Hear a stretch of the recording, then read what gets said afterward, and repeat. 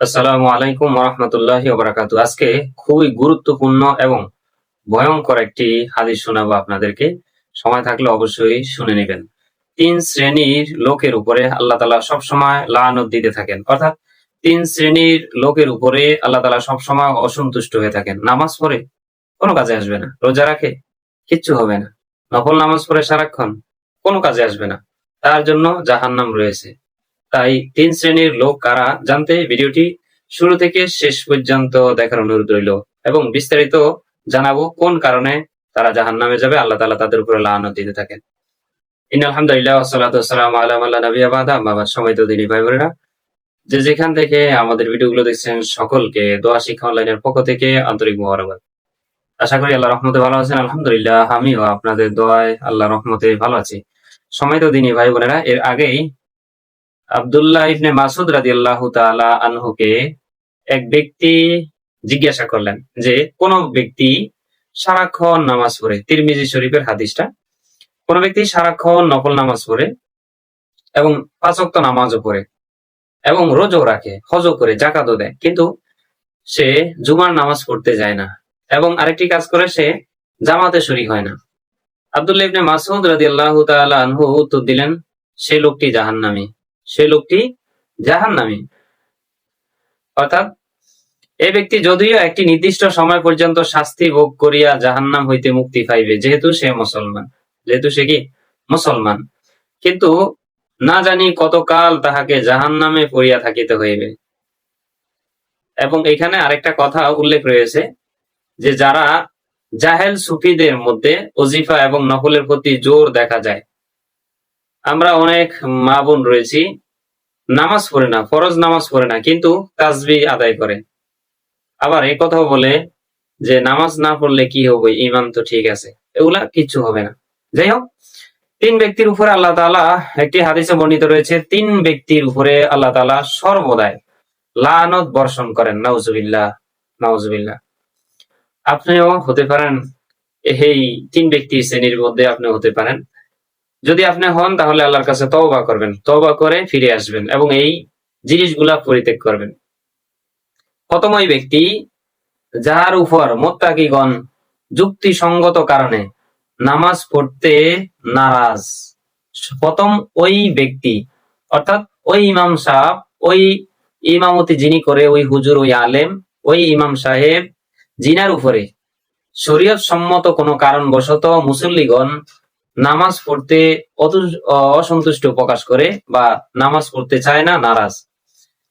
আমরা অনেক সময় দেখেছি, আমি আমার বয়সে অনেক সময় দেখেছি, বহু মসজিদে জোরপূর্বক কমিটির সাথে চুক্তি করে এবং কমিটির কাছাকাছি মানুষ হওয়ার কারণে অথবা দলীয় কোনো ব্যক্তি হওয়ার কারণে সেই মসজিদে ইমামতি করে। এটা অসংখ্য অগণিত মসজিদ রয়েছে, কিন্তু মুসল্লিরা বিতর্কত তাকে পছন্দ করে না এবং তার পিছনে নামাজ পড়তে তারা অসন্তুষ্ট প্রকাশ করে, তারা তার পিছনে নামাজ পড়তে সন্তুষ্ট নয়। আল্লাহ রাসূল সাল্লাল্লাহু আলাইহি ওয়াসাল্লাম বলেন, এই ইমাম সাহেব, এই ব্যক্তির উপরে আল্লাহ তাআলা সবসময় লানত বর্ষণ করেন, আর এই ব্যক্তি জাহান্নামী। নাউজুবিল্লাহ। তাহলে এই একটা গেল। তাহলে আমরা যারা ইমামতি করি, আমরা লক্ষ্য রাখবো, আরে ভাই, টাকা তো যে গরিব অথবা যে রিক্সা চালায়, যে দিন মজুর করে, অথবা যারা ওই যে আল্লাহ রাস্তায় কিছু মানুষ আছে না, হ্যাঁ, হেঁটে হেঁটে টাকা কালেকশন করে আল্লাহ রাস্তায়, যাই হোক এটাকে কি বলে, তো এরা তো, এদেরও কাছেও টাকা আছে, কিন্তু সম্মান একটা বড় জিনিস। আপনার আপনার পিছনে মুসল্লিরা নামাজ পড়তে নারাজ, হ্যাঁ, নামাজ পড়তে চায় না, কিন্তু আপনি সেখানে কমিটির সাথে অথবা কোনো এলাকার নেতার সাথে হাত করে সেখানে আপনি সেই মসজিদে ইমামতি করতেছেন, এটা মোটেও উচিত নয়। আর আমি আপনাকে, যদি কেউ এই কাজ করে, আমি তাকে আলেমও বলবো না, তাকে হুজুরও বলবো না। তাকে হুজুর বললে অবশ্যই হুজুর শ্রেণীর নাম দিয়ে এটা অপমান করা হবে। সে ব্যক্তি আলেমও না, হুজুরও না, কারণ এই হাদিসটা শুনে নাই এমন কোন হুজুর নাই আমার মনে হয়। যাই হোক, এই ধরনের, এবং আপনারা যারা নামাজ পড়েন, এই ধরনের হুজুরদের পিছনে আপনারা নামাজ পড়বেন না। দ্বিতীয়ত, ওই মহিলা, ওই নারী যাহার উপর তার স্বামী নারাজ। হ্যাঁ, দ্বিতীয়ত ওই মহিলা, যে মহিলার উপরে স্বামী অসন্তুষ্ট, এই অসন্তুষ্টর কিছু কারণ আছে, যে আমার নিজের কাছেই আমি বহু মানুষের যেটা কি বলে বিচার, আমার কাছে অনেক মানুষ আসছে, স্বামীরা এসে বলল যে হুজুর অমুক ব্যক্তি তালিম করে, এবং তালিমে সেই জায়গায় যে তালিম করে তালিমের হেড এবং তালিমের যেই আমির তিনি আমার স্ত্রী, কিন্তু আমার কোনো কথা শোনে না, যুক্তিসঙ্গতই কোনো কথা শোনে না, ইসলাম শরীয়ত সম্মতই কোনো কথা শোনে না, আমি একটা বললে আমাকে তিনটা বলে। এই ধরনের যদি হয়ে থাকে, আপনি যতই নফল নামাজ পড়েন, যতই রোজা রাখেন, যতই হজ করেন আর যতই জাকাত দেন, কোনো কাজে আসবে না, যতই তালিম করেন। এবং কিছু নারী রয়েছে, তারা তাদের স্বামীদেরকে কিছুই মনে করে না, অথচ অন্য পুরুষদেরকে তারা অনেক কিছু মনে করে, যে সে একজন পুরুষ, কিন্তু আমার আমার স্বামী একজন হলো বিড়াল, ঠিক আছে, এই ধরনের কিছু মনে করে। যদি এই ধরনের মনে করেন, আপনি যতই আল্লাহওয়ালা হন না কেন, আপনি যতই বুজুর্গ হন না কেন, নামাজ পড়েন না কেন, কিছু আপনার কাজে আসবে না। আল্লাহ রাসূল সাল্লাল্লাহু আলাইহি সাল্লাম একটি হাদিসে বর্ণনা করেন যে আল্লাহ তাআলা ব্যতীত কোনো ব্যক্তিকে যদি অন্য কারোকে, দ্বিতীয় অপশনে কাউকে যদি সিজদা দেওয়ার সুযোগ দিতেন, তাহলে মহিলাদেরকে, নারীদেরকে তাদের স্বামীদেরকে সিজদা করার অনুমতি দিতেন বা হুকুম করতেন। স্বামীদেরকে, এই হাদিসটা বলে স্বামীদেরকে সিজদা করা যাবে না, সিজদা করা যাবে না, কিন্তু এটা স্বামীদের গুরুত্ব বুঝাইছে, যে স্বামী কতটা গুরুত্বপূর্ণ, যে আল্লাহকে আমরা যেখানে সিজদা দিচ্ছি, এই সিজদাটা যদি আল্লাহ তাআলা অন্য কোনো অপশন রাখতো, দ্বিতীয় কোনো অপশন রাখতো, তাহলে স্বামীদেরকে স্বামীদেরকে সিজদা করার জন্য তাদের স্ত্রীদেরকে বলা হতো, অর্থাৎ স্বামীকে সিজদা করতো তাদের স্ত্রীরা।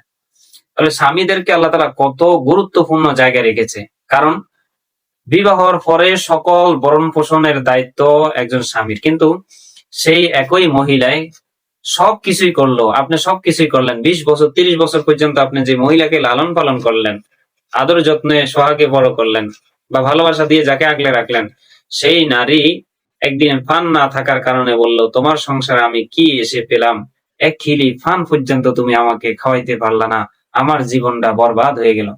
আল্লাহ রাসূল সাল্লাল্লাহু আলাইহি ওয়াসাল্লাম বলেন, এই ধরনের কথার কারণে মহিলারা, বেশিরভাগ মহিলারা জাহান্নামে যাবে, যে স্বামীদের কৃতজ্ঞতা প্রকাশ যারা করে না, যারা স্বামীদের কৃতজ্ঞতা প্রকাশ করে না, বরঞ্চ তাদেরকে আরো উস্কিয়ে দেয় এবং তাদের মনকে খারাপ করার জন্য কথা ছুড়ে মারে, এ ধরনের স্ত্রীরা সবসময় আল্লাহ তাআলার লানতে পড়বে, সে যতই বড় বুজুর্গ হোক, যতই বড় ইবাদতকারী হোক না কেন। ওই মহিলায়, আমি আবার বলে দিচ্ছি, একটা মহিলাকে 20 বছর 30 বছর পর্যন্ত একজন পুরুষ সুন্দর করে ভরণ পোষণ দিয়ে লালন পালন করে, আরে 3000 টাকার, 2000 টাকার, 2500 টাকার, 1000 টাকার শাড়ি অথবা জামা পরাইতে পারে, সেই স্বামীকে কিছু হলেই 2 টাকা 10 টাকার কোনো একটা সমস্যা, প্রবলেমে পড়লেই বলবে যে তুমি আমাকে কি দিয়েছ, আমার ফাঁসের ভাবির আংটির জামাই তাকে একটা স্বর্ণের চেন দিয়েছে, একটা জিনিস বানিয়ে দিয়েছে, তুমি আমাকে কি দিয়েছো জীবনে, এক খিলি পান খাওয়াইতে পারলা না। এই ধরনের কথা বললে বরং সে ঈমান চলে যাবে, যদি মন থেকে বলেন, খবরদার। তাহলে ওই নারী যার উপরে তার স্বামী নারাজ, ওই নারীর উপরে আল্লাহ তাআলা সবসময় লানত করতে থাকেন। এই জন্য আজকে বলবো, স্বামীর পা ধরে মাপ চাইবেন, স্বামীর পা ধরে হাত ধরে মাপ চাইবেন, মাপ চেয়ে বলে, আমি তোমার সাথে যত অন্যায় করেছি, অপরাধ করেছি, সবকিছু ক্ষমা করে দাও। যদি সে ক্ষমা করে, এটা তার হক, যদি সে ক্ষমা করে, আপনি ক্ষমা পাবেন। এবং অন্য হাদিসে রয়েছে, কোন নারীর উপরে যদি তার স্বামী সন্তুষ্ট থাকে, খেয়াল করেন, কোন মহিলার উপরে যদি, কোন নারীর উপরে যদি তার স্বামী সন্তুষ্ট থাকে, তার স্বামী সন্তুষ্ট থাকে, তাহলে ওই মহিলা জান্নাতি। সুবহানাল্লাহ, ওই মহিলা জান্নাতি। তৃতীয় ওই ব্যক্তি যে আজান শুনিয়া জামাতে শরীক হয় না। আমরা অনেকে রয়েছি, একা একা নামাজ পড়ি, ঘরে নামাজ পড়ি, আজান শুনিয়া নামাজে শরীক হয় না, অথবা আসরের নামাজ পড়লাম মাগরিবের সময়, মাগরিবেরটা পড়লাম এশারের সময়। ফাওয়াইলুল লিল মুসাল্লিন, যারা নামাজের ব্যাপারে উদাসীন, এদেরকে বলা হয়েছে ফাওয়াইলুল লিল মুসাল্লিন। ওই নামাজি ব্যক্তি ধ্বংস হোক, ওই মুসল্লি ধ্বংস হোক, ওয়াইলুন জাহান্নামে যাক, যে আল্লাযীনা, যে ফাওয়াইলুল লিল মুসাল্লিন আল্লাযীনা হুম আন সালাতিহিম সাহুন, যে তাদের নামাজের ব্যাপারে উদাসীন রয়েছে। এজন্য এই ধরনের অসংখ্য অগণিত হাদিস রয়েছে, যে যারা তাদের নামাজের ব্যাপারে উদাসীন থাকবে, আল্লাহ তাআলা তাদের আজান শুনে জামাতে শরীক হইল না, নামাজ পড়ে, কিন্তু তারপরও আল্লাহ তাআলা তার উপরে লানত দিয়ে রেখেছেন। আর আব্দুল্লাহ ইবনে আব্বাস রাদিয়াল্লাহু তাআলা আনহু তো বলেন, সেই ব্যক্তি ডাইরেক্ট তিনি সরাসরি বলেন তারগীব এবং তিরমিজি শরীফের হাদিস, যে সেই ব্যক্তিটাই, সেই লোকটি জাহান্নামে যাবে, সেই লোকটি জাহান্নামে। তাহলে 3 শ্রেণীর লোকের উপরে আল্লাহ তাআলা অসন্তুষ্ট হন। নাম্বার 1, যে ওই ইমাম সাহেব যিনি শরীয়ত সম্মত যুক্তিসঙ্গত কারণ থাকা সত্ত্বেও মুসল্লিরা তার উপর অসন্তুষ্ট প্রকাশ করে তার পিছনে নামাজ পড়ার জন্য, এবং সে জোর করে, এক কথায় জোর করে নামাজ পড়ায়, ইমামতি করে। 2, ওই নারী যার উপরে তার স্বামী অসন্তুষ্ট।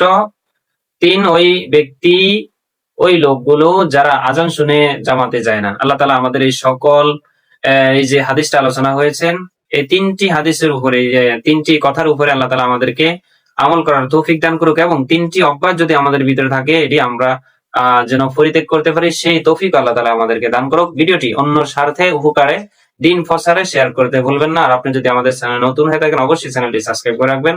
ধন্যবাদ। আসসালামু আলাইকুম ওয়া রাহমাতুল্লাহি ওয়া বারাকাতুহু।